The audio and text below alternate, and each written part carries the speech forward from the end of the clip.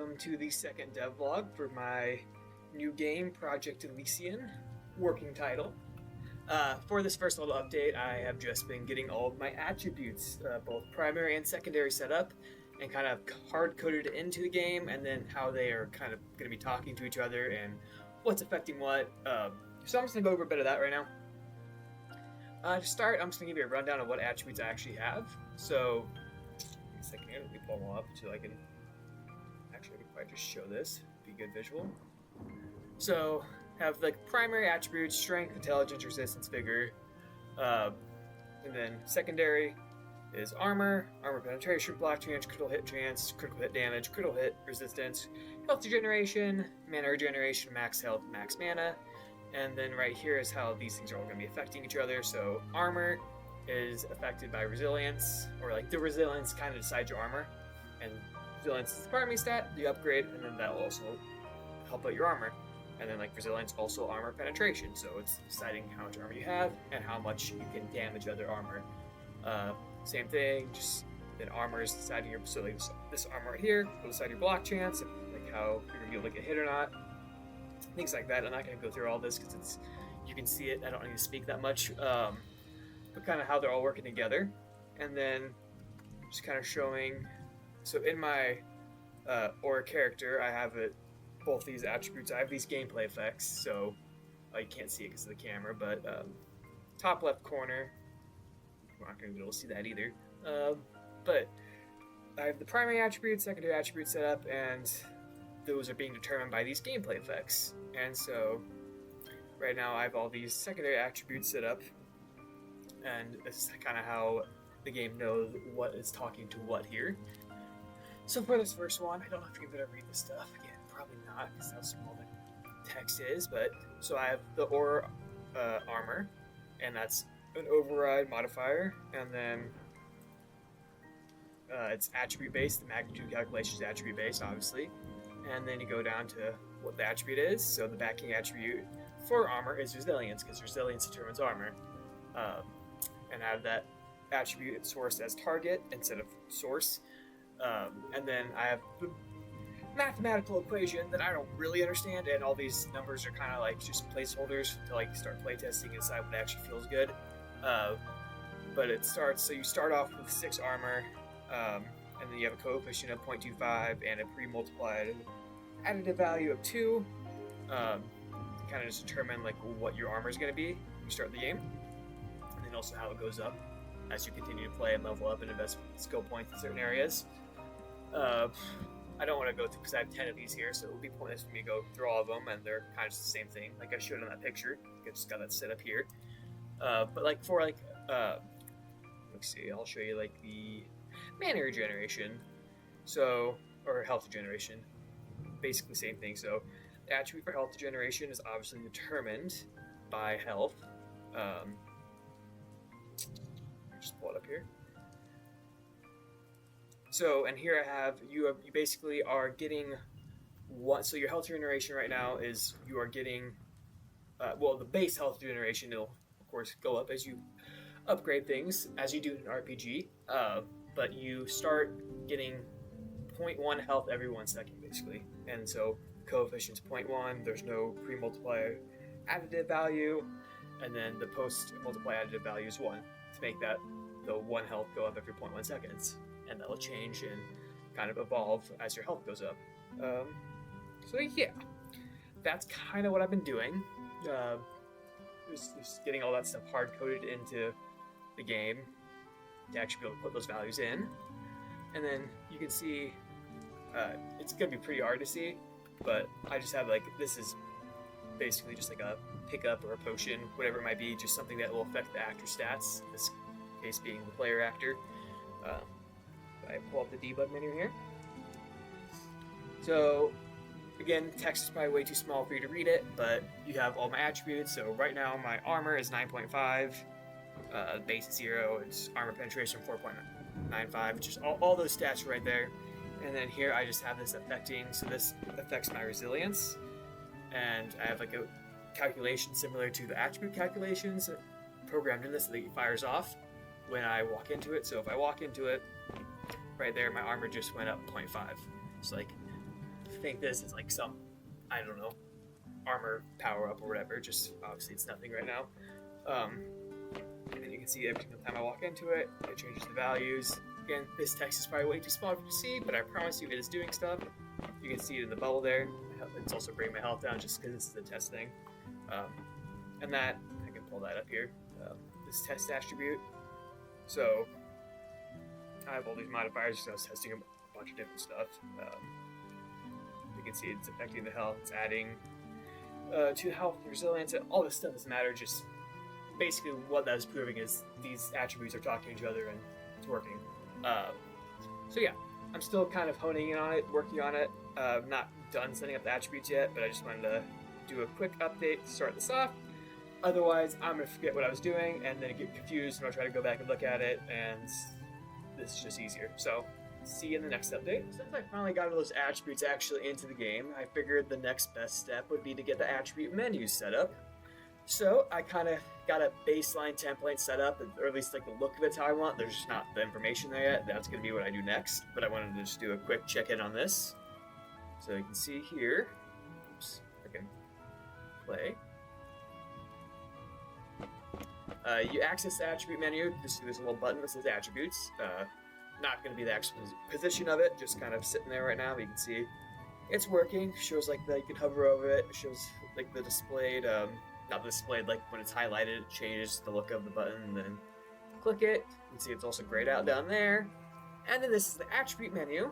There's no real functionality to it yet because you can't change your attributes, but you can click all the buttons and see all these placeholder values. So I'll always have the primary attributes up here that you're going to be able to increase and level up.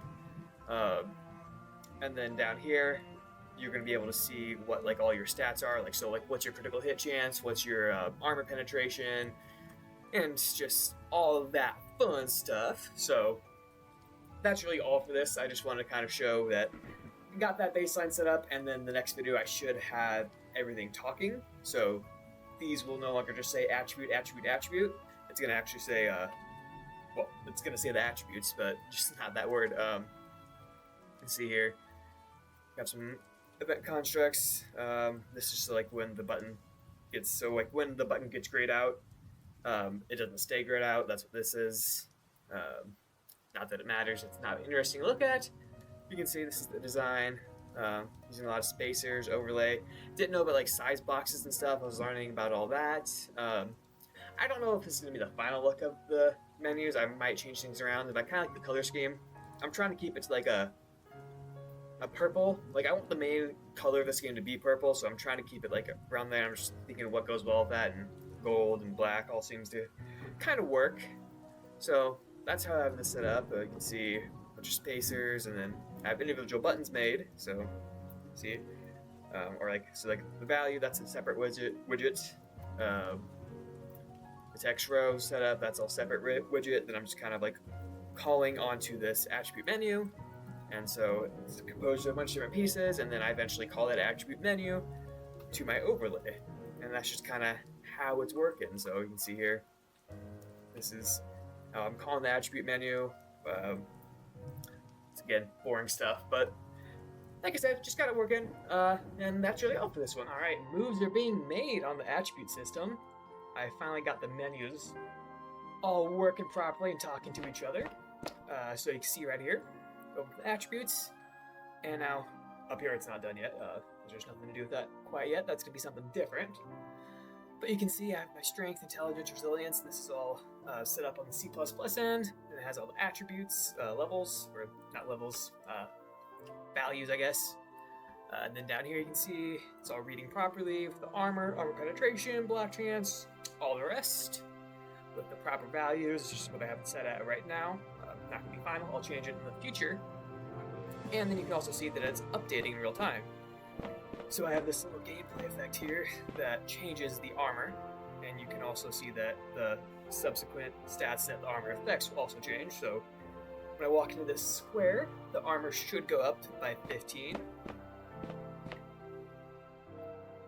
Well, oh no, sorry, I'm stupid. Strength, that's what it did. So the strength is going up. You see it's at 40, 55, 70, so on and so forth. And then it's also updating the values down here. that are correlated with it. So, how did I do that? Well, probably not going to explain it well, but I'll give it a shot. First of all, I have it all set up here in C++. Broadcasting the values, so it kind of just, it's very flexible code. So it broadcasts the values that I have it set as and checks the attribute settings. You can see here, again, I'm not going to go into all this, but hold on. See, I have all the attributes in here right now. So the tagged attributes, add gameplay tags, I have the gameplay tag system set up, which I talked about earlier. It's get attribute strength, get attribute intelligence, get attribute armor, and all of that fun stuff. And this is all just kind of like saying, like, making sure things don't overlap and repeat. But more on the blueprint side, which is a little bit easier to explain. So as you can see, this is the, I've showed this before, but this is how it looks normally. It's all just, all these are instant editable, they're variables. So I have it called here. So first it finds the event, this is just opening up the menu, this top thing, and then it sets the attribute tags, which I have that set up right here. So this is that, I put in all the gameplay tags earlier, and it's accessing that thing I did, or that data value table. So row strength, I have it set, attributes primary strength, that's the target, so on, row intelligence, attribute primary intelligence, and then down here is a secondary one, just all of that stuff.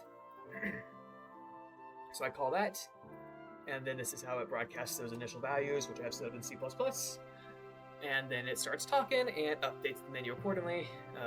Again, this is like all the attribute info that I actually added in, and then the gameplay tags are added in a different way, but I already showed that, I think. I don't know, it's like a week from the last video, so a little fuzzy in what I did, but I know I showed it at some point probably.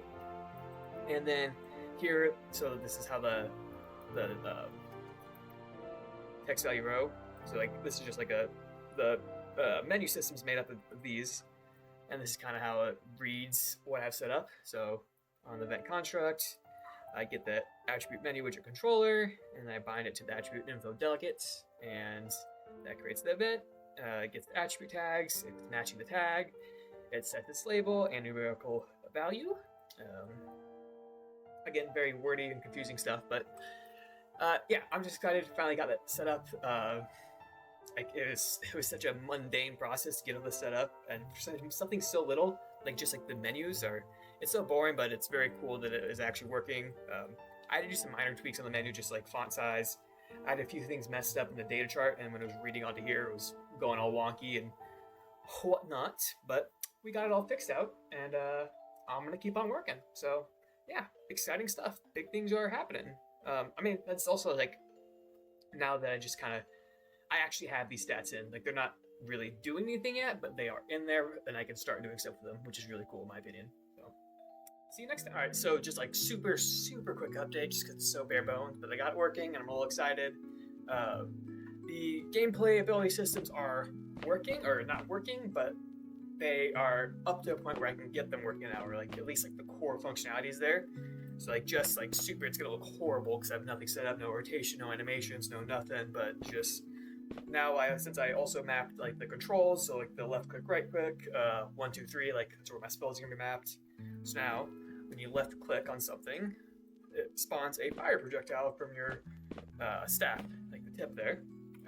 So that's really all, but just because I haven't really done anything with it yet, but you can see here I have all the framework, got the projectile set up, did some stuff with the character class to get those controls mapped, same with like the combat interface, created a spell, gameplay ability, and then just all that stuff. So it wasn't like super difficult to set up, but it was just kind of exciting that there's actually something happening. That's really all for the next video. I should have it more refined and actually doing something, but we'll see how it goes. All right, we've made some big plays on the spells, and I've also got enemy health bars working. Let me just, like always, I'll show you what I've been doing, and then I'll show a little bit behind the hood. So you can't see the health bars right now, but then when you do damage to any enemy, pop up, and you can see right there I have the ghost bar, kind of like the health bar that I have. Kind of same idea, but every time you damage him, see, he goes away after you like a 6 second delay. After you hit them, just to, because I feel like you don't need the health bars all the time. That would be annoying and just look dumb. But when you hit him, pops up and it matters, shows the damage, and obviously you can see the spells or the one spell is much improved. It's actually applying damage, and it's like full animation. Goes the direction or in the correct directions and all the rest. And so like health bar wise, I have two. I have like the progress bar, which I can use for other things, and then the child class, which is the enemy health bar. But in the progress bar, this is again, it's like the things so I can update the ghost bar brush and front brush, box size, all that on child classes. This is like hiding the bar if I don't need it. This is like how it's like when that's how like the timer system works. So like the 6 second delay. This is kind of how I set this up. Because you don't need to see a health bar all the time, and setting the bar percent here, just safe dividing the health and max health, ghost bar, bar visibility, all that fun stuff. Just a lot of things and stuff that I've been doing. But yeah, we're still making progress slowly but surely. This game's kind of, it's not really a game yet, just a lot of systems, but we're still working at it, so I'll see you in the next video. All right, got a little more of a boring update today. Nothing mechanically exciting has happened, but I did get my 3 character classes set up, which is Ranger, Warrior, and Elementalist.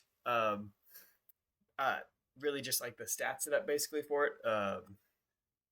You can see here. So I reused, well, I'll show you here.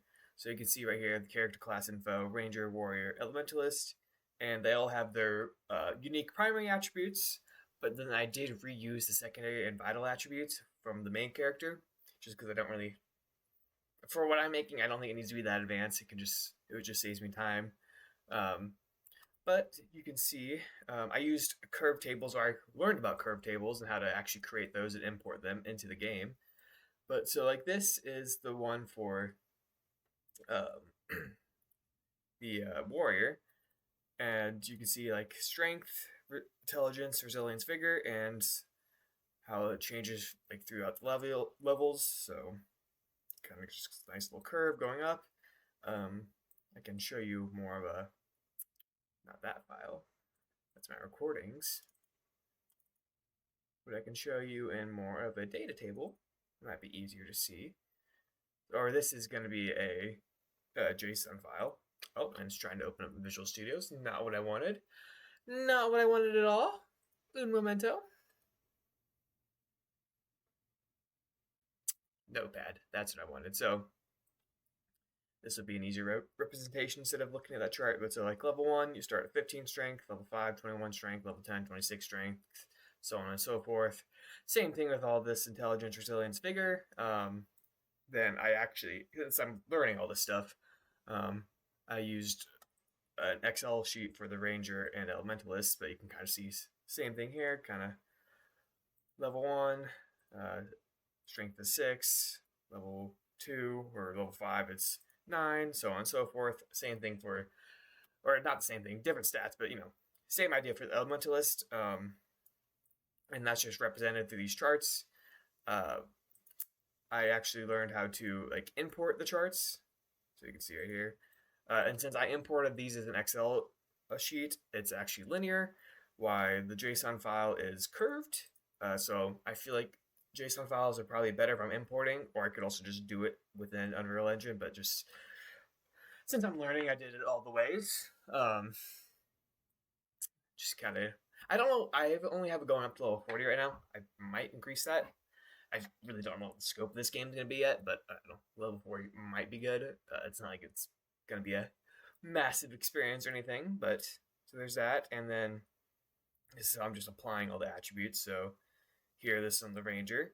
I set the strength here. I don't know if you can see it on the recording, but you set strength, set the modifier to override, scalable float to 1, select the curve table that I'm using, which is, since this is Ranger, I use the Ranger curve table, and then select the primary strength curve, and then it's kind of same thing, intelligence, and just repeating that same exact process on all the other classes. And then I set up a way to initialize the character class through the code, which I really can't explain.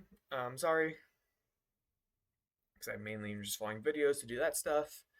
But you can see here, so if I go, again, you might not actually be able to see because the text is so small in the recording, but the character class defaults, right now I have level 1, and then this is set to a warrior, which that's my warrior because he's the spear. And then click on this, character class defaults, level 1, ranger, and then if I change it, the stats will change based on level. So like change to 5, whatever it is, it will change. You're not going to be able to see those effects right now because there's no way to really show it, and they can't really die. Again, just kind of the damage set up. Yeah, that's just kind of what I've been working on. Next video probably, or next update in this video will probably be like the actual damage system. So, exciting stuff. Alright, got a quick fun little update. Been working on enemy deaths here. So now, these two guys can actually die.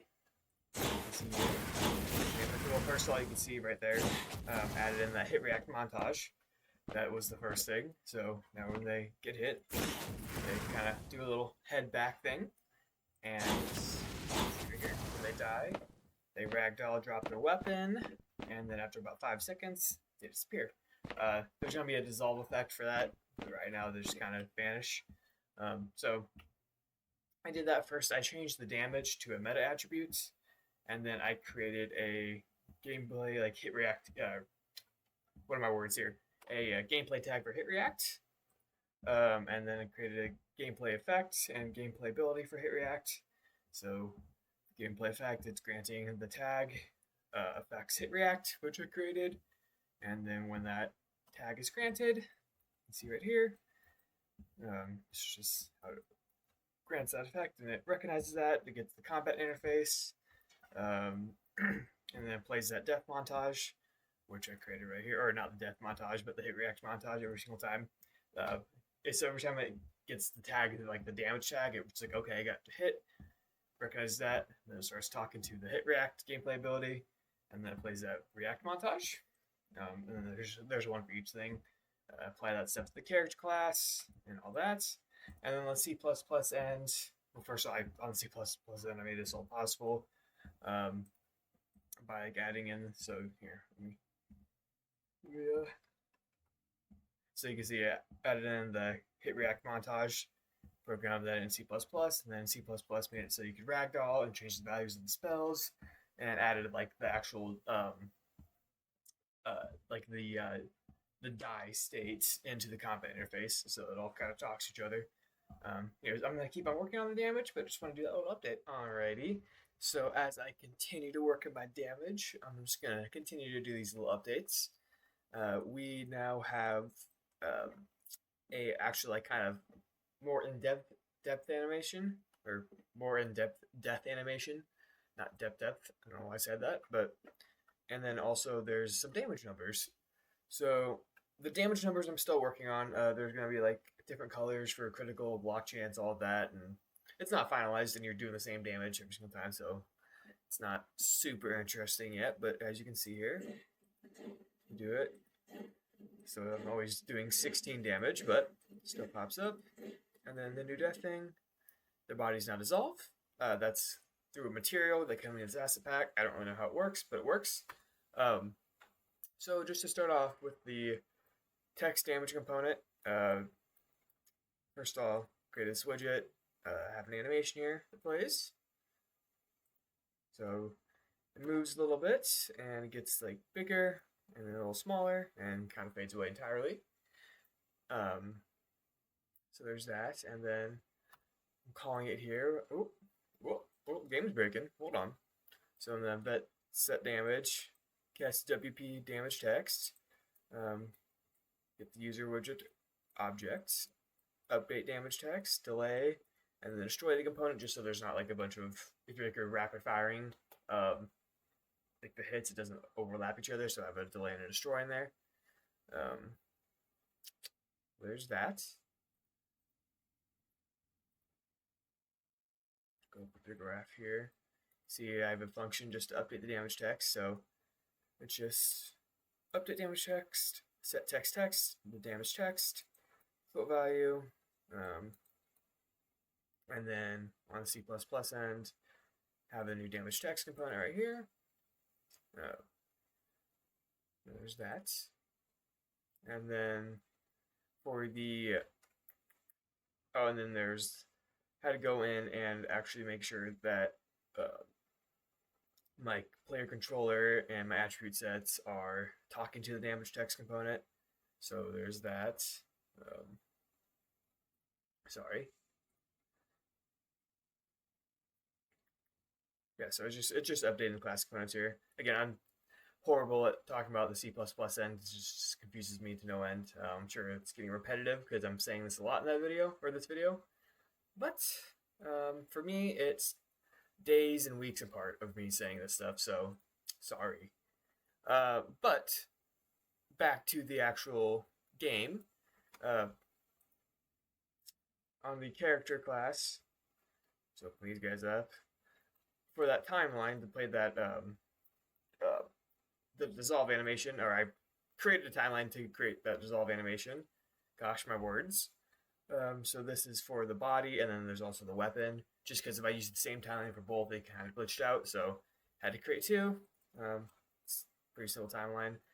Just moves it from the time, like, so it's 3 seconds total, and it just changes the value on the material, so the value of the, like, so I should probably show the material to have this make sense. Please hold. Man, wouldn't it be great if I was more prepared, huh?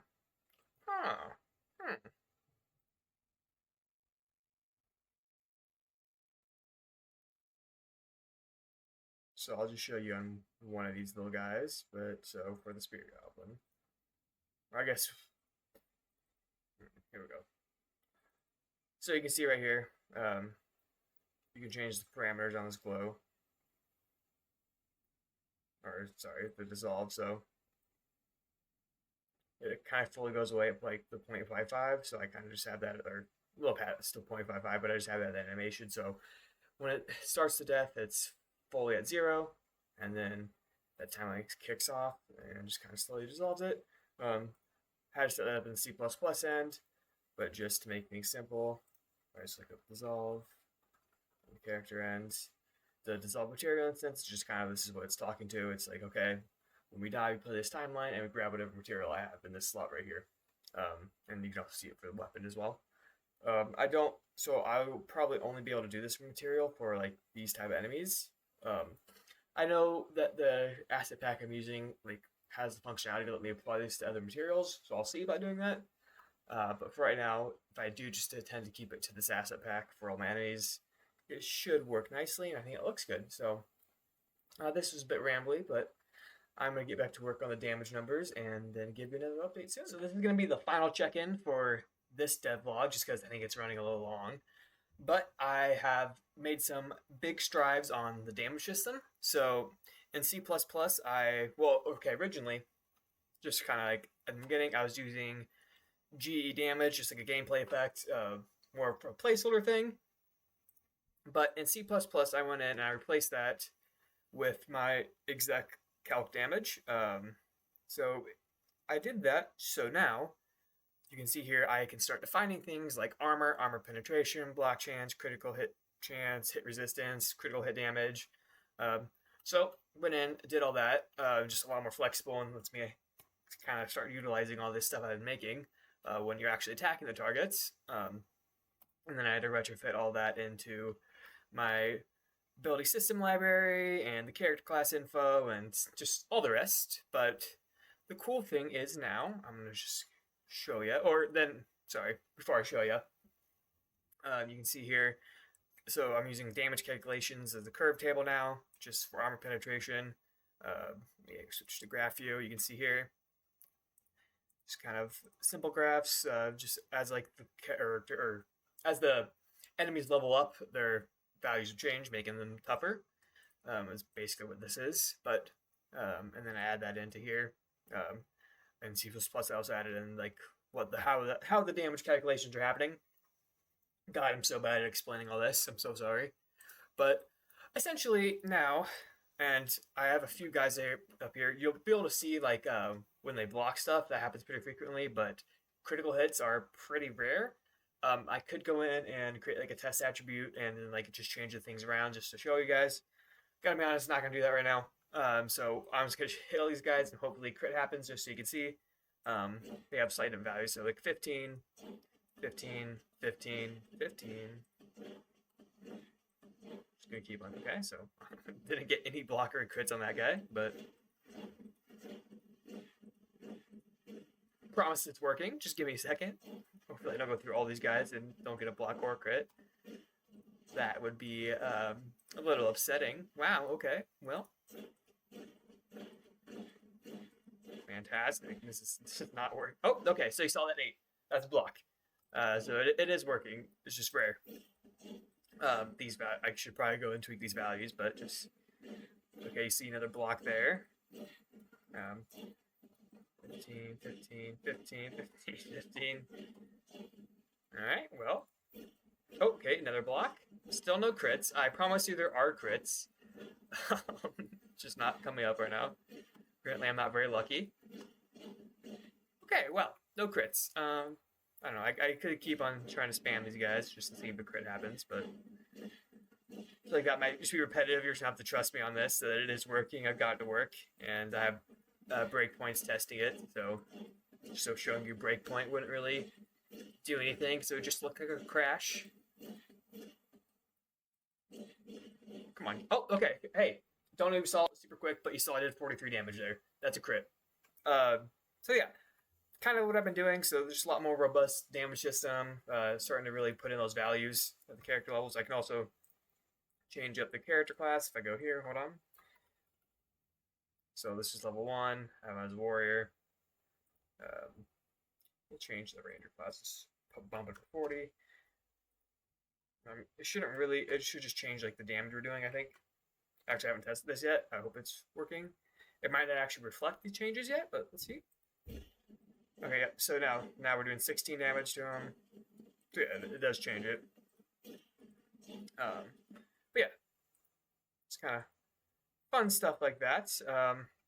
And so that's kind of just what I've been doing, just overhauling the damage systems. Like I said, this is going to be it for this devlog.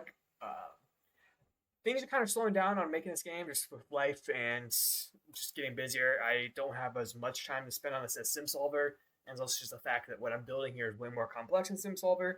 With SimSolver, I had a very, very, very simplistic set of gameplay systems, and I was like kind of just using a lot of pre-built stuff, but here I really want to make my own just to learn, like, so I can have the role of both programmer and designer, even though I only wanted to be a designer. I think having a tangential knowledge base of the programming side that will make me a better designer, and that's just kind of why I'm doing all this from scratch. I also think it's just interesting, and it's just kind of it's a process. But anyways, I will see everyone in the next devlog. If you made it this far, thank you for watching, and yeah, I'm out.